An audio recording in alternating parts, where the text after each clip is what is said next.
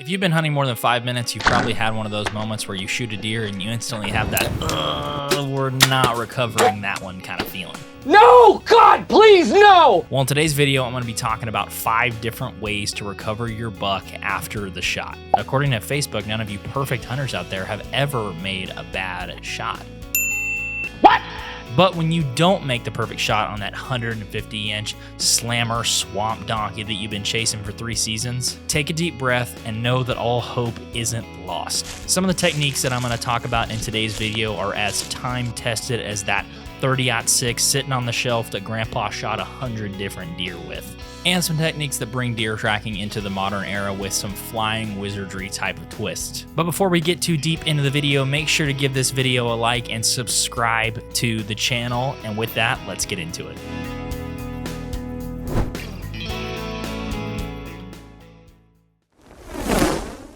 Let's first talk about the old reliable, the old-fashioned, the undisputed WWE champion of finding your buck, the blood trail. In my opinion, the blood trail is one of the most reliable ways of finding your deer, and how I grew up finding bucks when I started hunting in the early 2000s all the way to today. In most cases, when you shoot a deer with a rifle, a shotgun, or a muzzleloader, that impact of the bullet is going to create a ton of trauma.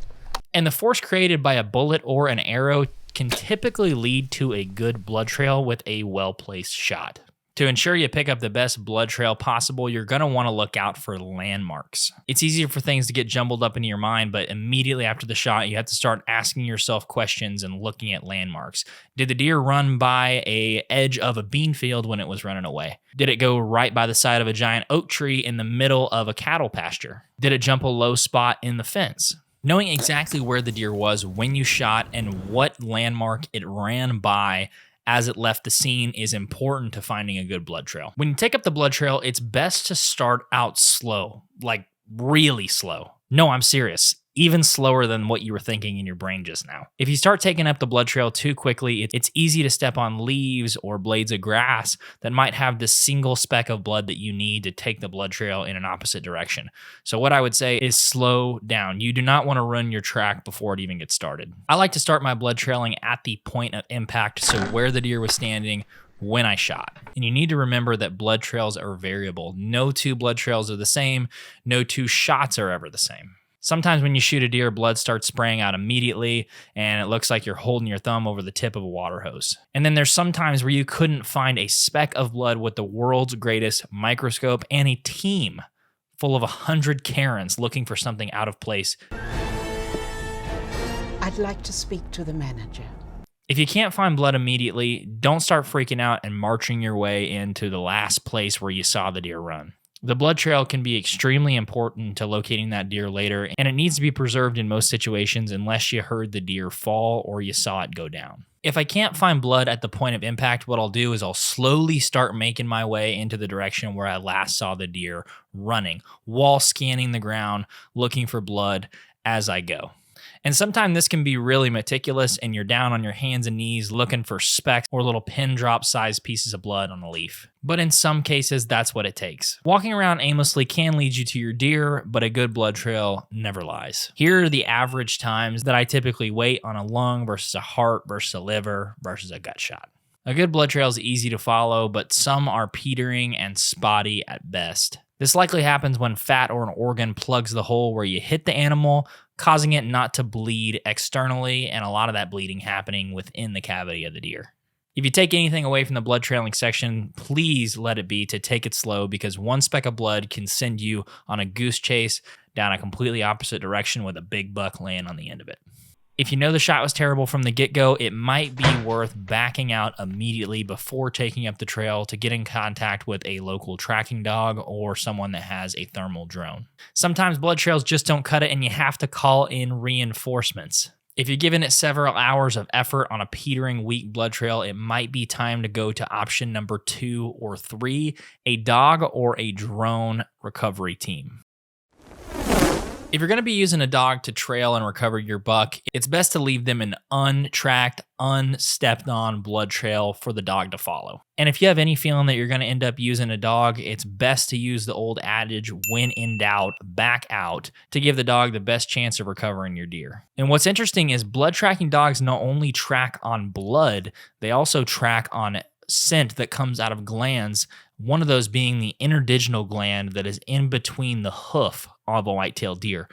Each deer has a unique scent profile, and I've heard from many trackers that a wounded deer puts off a different scent that the dogs are able to pick up on and track it. And it's really crazy to see when someone recovers a buck where not a single speck of blood was present, but still the dog walks right up the trail and finds it. Why it's important to not walk up the scent trail is because that scent gets caught on your boots, and if you have multiple people walking down the blood trail, blood and scent is getting distributed to different places in the woods that the scent never was, and it ends up confusing the dog, sending the dog in different directions.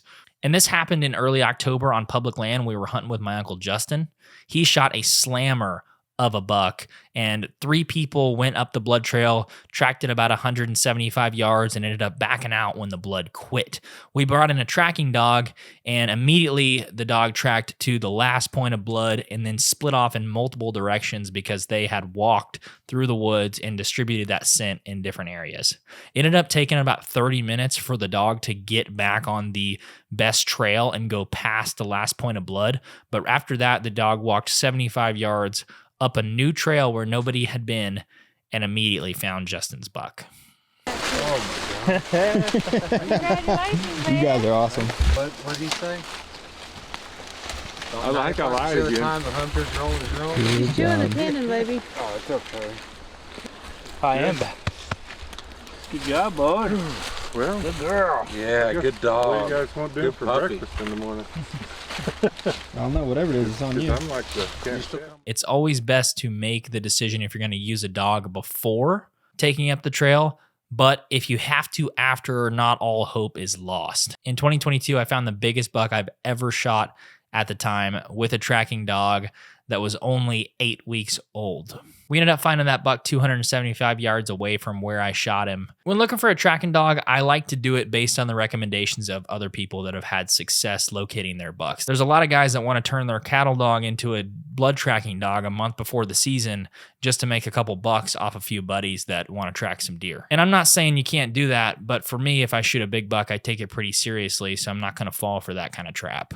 While some tracking teams work solely on tips, a good tracking team will typically cost you between $100 and $200 and up to $2 a mile for travel. Some will charge you an additional $100 if you actually recover the buck. Every single tracker with their dog is a little bit different, so it's something you need to discuss with them when you get on the phone before they come out and track. There will be nothing worse than you hiring a dog to come out to track your buck, not recovering it, and then getting stuck with a $300 or $400 expense that you were not planning for. With that, let's move into talking about drone recovery. If you've been in the deer woods any amount in the last 2 years, you've probably heard about these new flying space saucers that can help you recover a buck. When it comes to thermal drones, let me start off by saying this. This technology is game-changing, and that's coming from a guy who absolutely despises the word game-changing. But this eye in the sky gives you a perspective that no dog or boots on the ground will ever give you. And it allows you to search for your wounded animal without putting very much pressure on your property and leaving no scent behind. Thermal drones operate off heat profiles that alive, wounded, and recently deceased animals will put off, and they are extremely effective. But that doesn't mean it's all sunshine and rainbows when it comes to thermal drones, so let's talk about a couple of the cons. First off, before you hire a drone operator to come and look for your deer, make sure that they are legal in your area. In most states, it seems like the operation of drones to aid in recovering an animal seems to be kind of a gray area. Recovering deer with thermal drones is relatively new, so there's probably not going to be a lot of legislation or laws written specifically about it right now, so use at your own discretion. Secondly, drone tracking services can be extremely expensive. I've seen prices in Oklahoma of $400 to come and operate the drone, up to $2 a mile for travel, and also the additional $100 if they recover the buck. Some may be a little bit cheaper than that. Now, I'm the type of guy that would spend his last penny to recover a buck that he shot, so I'm probably not the one to take advice from when it comes to spending an exorbitant amount of money on recovering your deer. But for the average fella that has a wife and 2 kids to take care of, it's just something to consider before you drop $600 on a drone coming out to help you find your buck. But don't let me discourage you too much from using a thermal drone to find your buck, because I do think they are extremely effective. The thermal optics and lighting systems that come on them are top notch. And I've seen these situations where they find a heat profile on a buck all by itself, and then they turn the light system on. And with the 50 times zoom, they can zoom in and see exactly which buck it is, exactly where it was hit, where the wound is, if the deer is still alive, if the deer is deceased.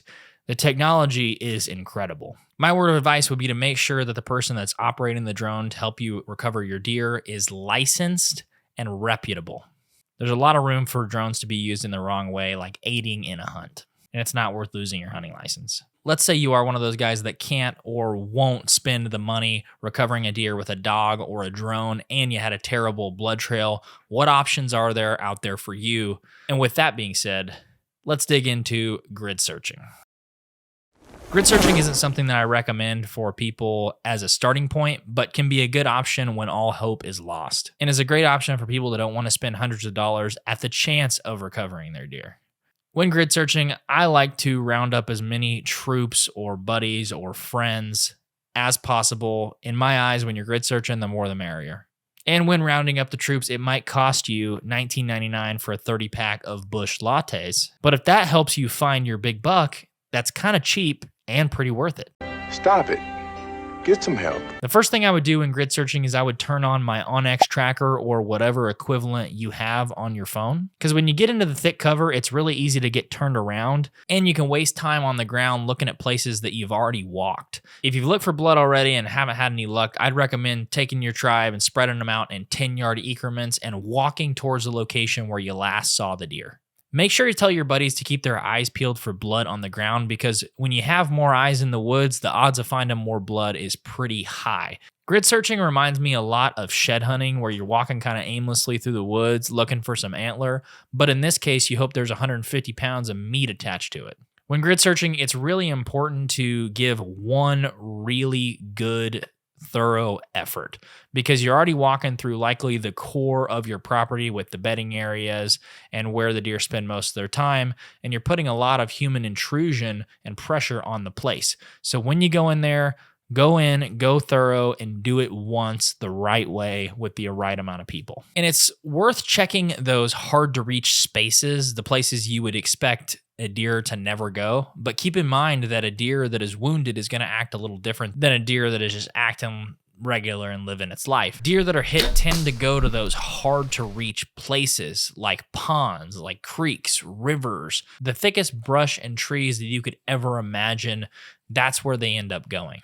But if you spend all day out there looking for your buck and the only prize that you earned is some nice briar rips in your new pants, don't give up, because there may be one last hope for finding your buck. Buzzards. If you made it this deep in the video, you're either really entertained or you haven't found your buck yet. Don't worry, the fight isn't over quite yet. But if you're enjoying the video so far, make sure to subscribe to the channel and turn our bell notifications on so you know every time we post a new video. The last resort for a guy or gal who has shot a buck and has not been able to find it is buzzards. This isn't an approach that I like, but it can be effective in some situations. It typically requires 3 or 4 warm days in a row for a deer to start rotting and for buzzards to want to eat it. I know, it's gross. Although you're not going to recover any meat off the deer, finding the antlers is better than nothing, and we owe it to the animal to do our best to recover them. The few times that I've seen this done successfully usually consist of a person driving to the spot where they last lost blood or saw the buck at the hottest portion of a day, 3 or 4 days later, after the shot. And the reason that I like going into the hottest portion of the day is it's typically when the meat heats up and starts rotting, which causes the buzzards to circle and go and get them some of that. If you see a flock of these nasty flying vultures, just look exactly to the area that they are going, park your truck, walk in, and start doing a second grid search of that specific area. And that might be 100, 200, or half a mile away from where you last thought the buck would be. If you can't locate the buck, then all hope isn't totally lost, because there's always shed season in the spring to at least try to recover the antlers, even though finding them in the spring is a bittersweet feeling. I hope none of you make it to this portion or have to use this technique, but it's hunting. Sometimes it happens. Sometimes you shoot a buck and it wasn't a killer shot and you don't end up recovering them. We recently found a buck on public land that I shot 3 years ago. And no, I'm not proud of it, but I was happy to recover the horns, even though it was a bittersweet moment. It was better than them getting chewed away by squirrels and never being seen again. As hunters, we spend hundreds of hours, thousands of dollars, and a crazy amount of energy chasing these amazing animals. They mean the world to us, and we never want to lose one of them, and that's why we spend so much effort trying to recover them. With that being said, thank you guys so much for checking out the video. I hope that one of these 5 techniques are gonna help you recover that buck that you've been going after. But so often in our lives, we spend so much of our time chasing big bucks, and we lose sight of what really matters, which is our faith and our families. I pray that you take the time to sit back and realize that chasing the next big buck and social media fame after shooting a 200-incher isn't really what matters, but the only thing that matters in eternity is a relationship with Jesus. Acts 4:12 says, "Salvation is found in no one else, for there is no other name under heaven given to mankind by which we must be saved." There's only one way to heaven, and that's with relationship with Jesus. I hope you guys have a great day, and with that, we will catch you guys in the next video.